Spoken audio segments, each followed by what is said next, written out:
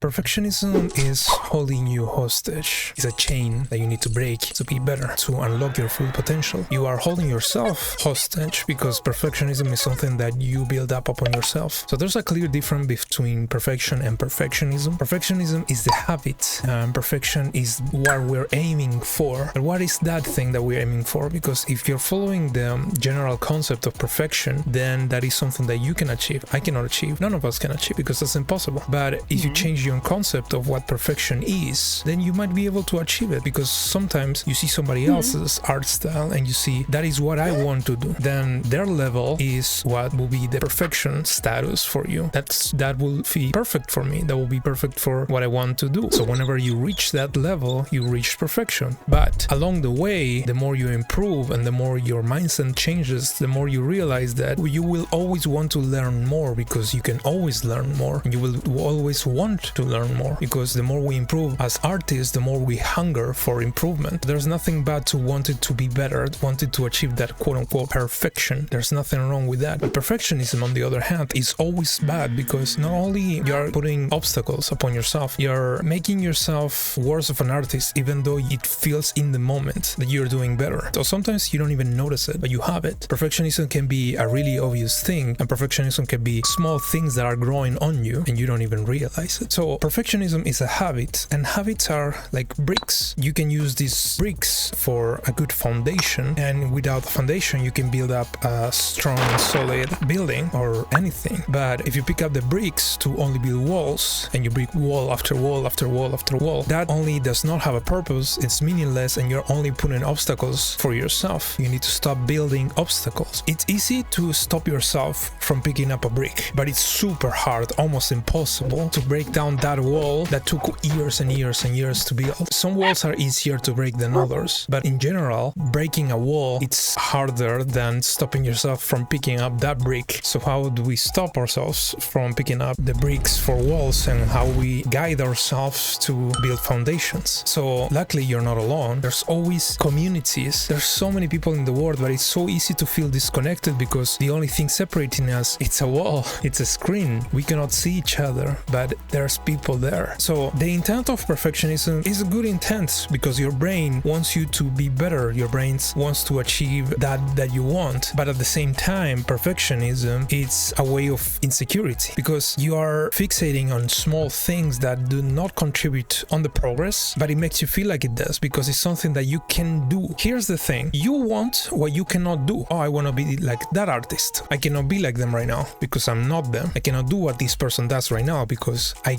don't know how to do them. I don't know how to do the things they do. So our brain tries to look for comfort into filling that hole, into feeling that feel of insecurity. Like I will never be like them. But in the moment, you know how to do small things. Oh, I'm not good at doing lines because this person is much better at drawing lines, but I can draw a really smooth line. Even if it takes me 20,000 tries, I can do it as smooth as possible. So that's something that you can do in the moment. Does it help you? No, it actually makes you worse. But your brain feels good in the moment by doing that. At the long run, you're gonna feel worse. It's not worth it. There's so many walls that normally we have to climb regardless to be better, but you're building extra walls for no reason. We really need to stop that. There's many ways to try to do that. We all are very different, so we can all try different things. We should all try different things, because half of the things that I might say, or most of the things I might say, might not even apply for you, but you still need to try them because you don't know if they work for you. You can learn from somebody else's success, and you can learn from somebody else's failure by not replicating them. One of the best things to avoid perfectionism is being self-aware enough to hold yourself, to know when you are doing the things you're not supposed to be doing. But I know that most people, at least that I know, don't notice that they are being perfectionism, but when they look back on it, they're like, I am a perfectionist. I keep doing these bad habits that I shouldn't be doing, but I keep doing them because I don't know any other way to do it. That's why it feels so hard for people to stop being perfectionists, because the more time you are a perfectionist, that means you're picking up bricks and making a wall higher and higher. When enough time passes, you look back and you see the giant wall that you want to climb back, and you're like, no, this is impossible. I'm just gonna keep doing this. And that is an even bigger mistake. That's why I'm saying it's easier to stop yourself from picking up a brick, but it's so hard to break down that wall that you already built up on all these years. You need self-awareness. That is one of the strongest tools that you can use to break bad habits, also holding yourself from start building up bad habits again, and also to increase your productivity in general. Seeking help requires so much strength from the person. You're not weak by wanting help or needing help. You're actually stronger than you might think. Needing help is something we all need as a human species. We all need help about something at some point. Nobody escapes from this. It's just something that it's incorporating a lifestyle. We always need help. So we need to stop that brick. Drop that brick right now. Stop thinking like that. Needing help, it's needed. We need to normalize the idea that we will need help, and it's normal and it's actually brave to ask for help. Being strong enough to be vulnerable, it's something that requires self-awareness, and you need to be self-aware enough to seek that help. And when you do, you're gonna break the wall, you're gonna improve, you're gonna feel better when you fix the issue. People don't want to ask for help for many reasons. One big reason will be shame, and you feel bad because you have this problem that you don't want to ask for help. Asking for help or not, you're already feeling bad about it. So asking for help will just add up to that little, oh, I don't like this. But once you go through that barrier that you will need to go through, you can break that habit. And once everything is sorted out, you will feel so much better and you will improve as a person. The more you improve, the more you want to improve. But why it's that? Because that is something that you created. That is not something somebody else give you. You need to be, I don't want to use the word selfish, but you need to be selfish enough to look after yourself and try to be better, try to help yourself. If you need the help of others, that means you need to help yourself first by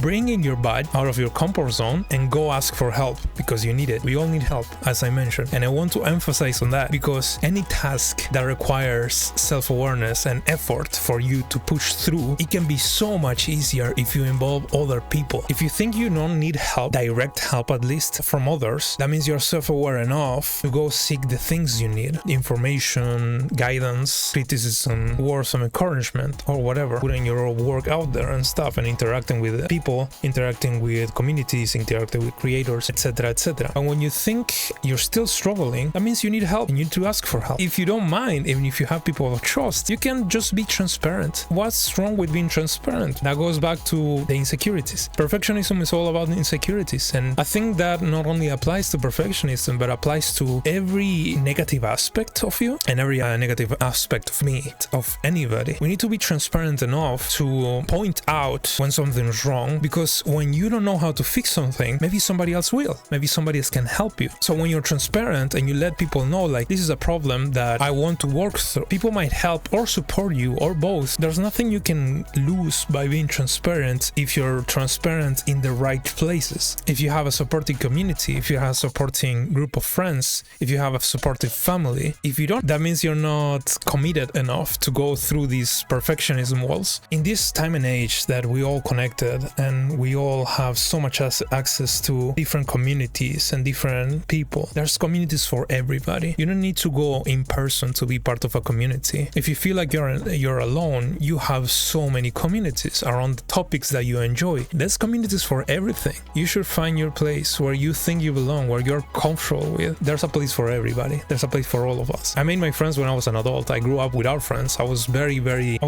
introverted and very shy to make friends or stand out for myself or pursue the things that I love. And now as an adult, I can see the mistake on that. I was alone because I wasn't committed enough, or I was too shy. I guess my bad habits made a huge wall that made it almost impossible for me to climb. I was not able to climb that wall for the longest time because I made so much bad habits and put my mind in such a bad place. I thought it was just impossible. I thought I was the mistake. I thought I was broken. But nowadays, I grab that insecurity and I make a good use of it. I make it transparent that I have insecurities. Everybody does at some degree, even if it's a small thing, if it's a bad thing. I don't like my art. That is an insecurity. I enjoy the process of it, and I do love how much I'm improving. I do love those things. The slower you progress, the slower you think you're not progressing anymore. So that makes your brain wants to go back to the bad habits, because those feel like you're doing more. It feels like you're pushing yourself more. Your brain makes you feel like you're doing extra and you're doing better and you're doing things that nobody else does in a good way, and you feel like cleaning something 1,000 times, it makes it better. Polishing something 1,000 times will make it better. It makes you feel like like working on a single piece for all this time, and if you cannot work on it more, that means you're doing it wrong and you need to keep more time on it. Your brain makes you think all of these things that you might not agree with, but you feel it. You know it's wrong, but you feel it. You feel good in the moment doing all of these things because you feel productive. You feel like, oh, I'm improving this piece. I'm doing it better. I'm being better. So it's a trap. Your brain is giving you a trap, and if this happens to you, that means you already built up some walls. That means you already picked up bad habits, and you need to start analyzing the situation. Analyze your behavior. Analyze the things that you do. Are you insecure about your art? Do you feel like you are not improving anymore? Do you feel like putting more time and doing these bad habits will improve your art? Do you feel like making the same line over and over and over and over will make your art better? Do you think those small things will improve your art? You can do an amazing piece in minutes. You can polish it to make it better, but there's a thing that it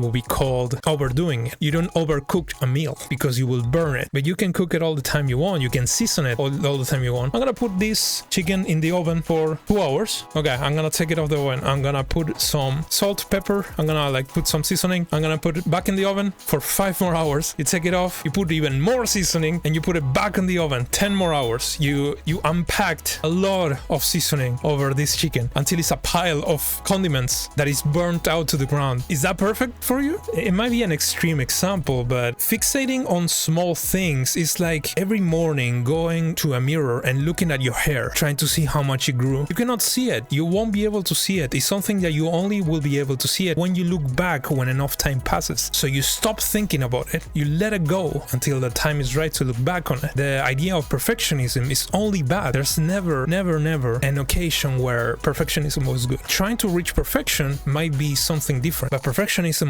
on itself is something we all should stop doing. We should never incorporate it in our lives, even though it's not something that we willingly do. We don't willingly go one day and be like, I'm gonna be a perfectionist. You spend so much time in each line that a piece that might take you 2 hours, it's taking you 15 hours because you're perfecting every single line. And fixating on the small things will take the focus out of the big picture, which will make the whole piece look even worse than it could have. Not only that, but you spent all this time working on this when you could have made like 7 more pieces, and you could have learned so much more by doing all of those. Focusing on fundamentals, focusing on bases, focusing on small goals will make everything easy to digest. So one of the big things that you can do to avoid this is lower your expectations. You should not expect yourself to be God. You should become God without realizing it, because this is the thing. You don't grow quickly enough for you to be able to see it when you're a kid. You can only see it when you look back on it. A lot of time passes and you're not even aware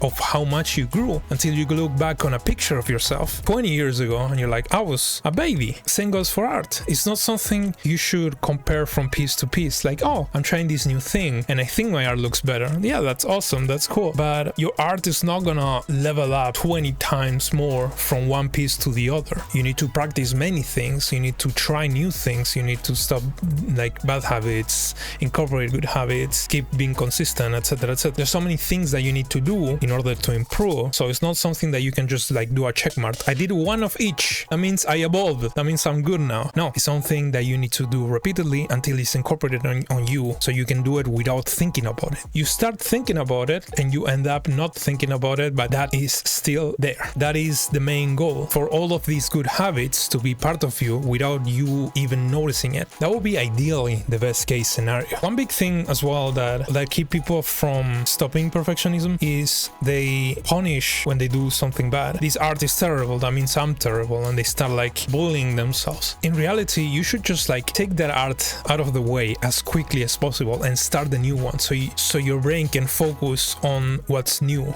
what's next, your next step, because you know you'll do better. So stop fixating on your previous mistakes. You just finished the drawing and you're like, oh, it doesn't look good. Close it right now. Don't even look at it another second. Just keep moving, move forward. You need to remember why you're doing this. You need to remember, what do you enjoy about arts? Why do you want to do this? Either as a hobby or as a living. If you want either, that means you enjoy art, and you need to remember why you enjoy art. You need to think about the things that you enjoy so you can focus on them and feel them, so the feeling can be strong stronger whenever you work on something, whenever your passion kicks in, whenever your energy kicks in, whenever you're excited to work on something. That is what you need to achieve. You need to be excited and happy about what you do, no matter what it is, no matter the results. You need to be happy because you did it, because what you love doing it. We need to focus on having fun, not focus on how smooth this line looks. That's a big point as well. Focus. It's good to focus, but it's bad to focus when you focus on small things like that. Because you notice something, people who do extremely complex art are not perfectionists in a way that they are unnecessarily spending more time on it that they should. They're polishing the art enough for it to look that complex, but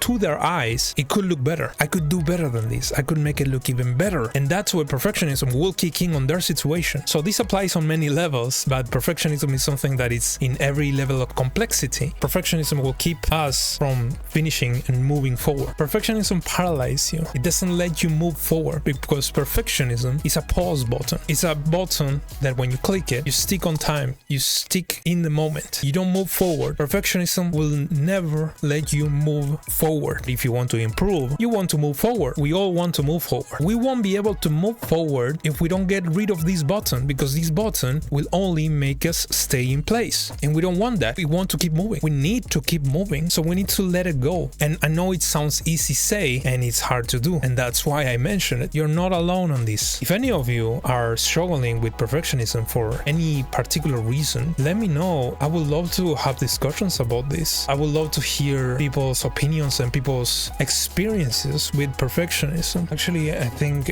earlier this year, I started to realizing some of the biggest walls that I started building. I started on a rabbit hole on self-reflection, and now is where I'm doing a lot of changes. Like started with this channel, and that's why I talk about failure, because it's where I started thinking about everything in general and how many things I didn't even put thought on. And now that I am trying to put thought in everything that I do and everything that I think and believe, I'm starting to feel better about the approach that I'm trying. Even if I fail on it, it's something I'm comfortable with. I'm comfortable with that failure because I try to be better. And failing is something we should embrace. And once you embrace failure, you beat perfectionism, because perfectionism is about the fear of failure. It's about the insecurity of it. So once you are friends with failure and embracing its wisdom, you will know that perfectionism, it's out of the plate for you. You can still start developing it, but you did a major step in stopping it. We need to all spend time in improving, not spend time to stay in place. And that pause button called perfectionism will make you stay in time, but you will still get older. Time will pass, life will pass, and when you look back, you didn't improve, you didn't move forward. You choose to pause and stay where the rest kept moving. So perfectionism is something that is bad.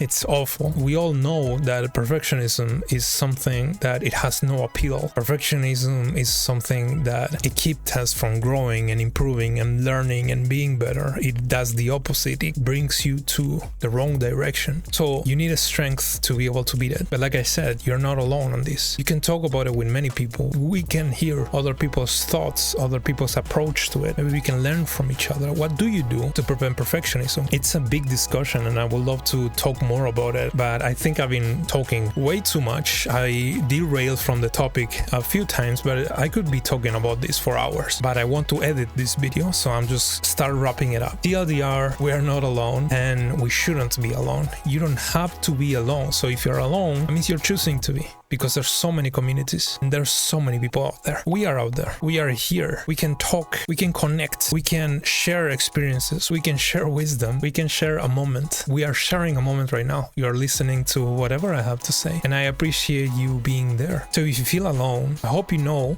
I've been there. I felt alone. I was alone, but that's because I chose to be. But we don't have to be. The phrasing "you are not alone," it's overused, and also it doesn't picture well what we go through. I've been through loneliness, severe loneliness for years. So I know from experience that yes, loneliness exists. We can be alone, but the thing is that we can change that. We can change. We can stop being alone. So go out there. You can get the help you need. I got the help I need. Even if I was aware enough to start fixing things by myself, I've received the help of a lot of people with other things that are not related to art. So let me tell you, You don't have to be alone. So let's all together beat up perfectionism. Never look back, only forward. I hope you're able to go through the things you're going through, because we all go through things, and perfectionism might be a manifesto of a lot of things, good and bad. But perfectionism in art is something we don't want. But in any case, thank you so much for watching till this far. I don't know how long this video is meant to be. I've been ranting for almost an hour and I have no idea how much I'll cut, but thank you very much again. And again, if you have any thoughts or experiences to share, or advice even to share, I would love to hear it on the comments. I would love to have a conversation about it. It's a topic that I enjoy talking about a lot. But yeah, overall, I'm more excited to do